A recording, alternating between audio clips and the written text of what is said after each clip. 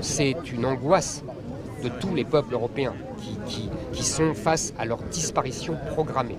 Parce que vous savez, on parle d'un bateau, on parle de 230 personnes, mais la vérité, il faut voir un peu plus de haut.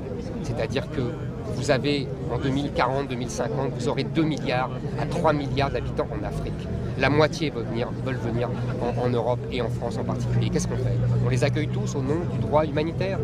Qu'est-ce qu'on veut? On veut que l'Afrique, que l'Europe devienne l'Afrique. Il ne faut plus que les migrants passent par l'Italie pour aller en France. Il faut simplement qu'ils n'aillent plus en Italie et qu'ils n'aillent plus en France. Mais effectivement, la France n'est pas le déversoir de l'immigration dont les Italiens ne veulent pas. Les réfugiés ukrainiens sont chrétiens et européens.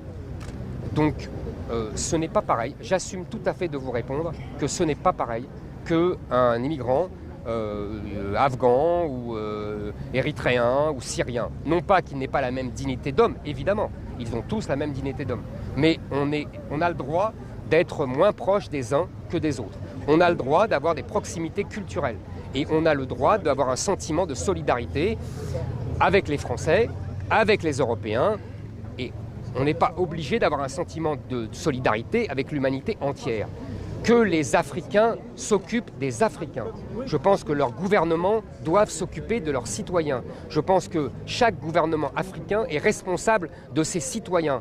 Moi, on se sent responsable des Français. Eh bien, qu'ils se sentent responsables des Africains. Ce n'est pas aux Européens de s'occuper des Africains.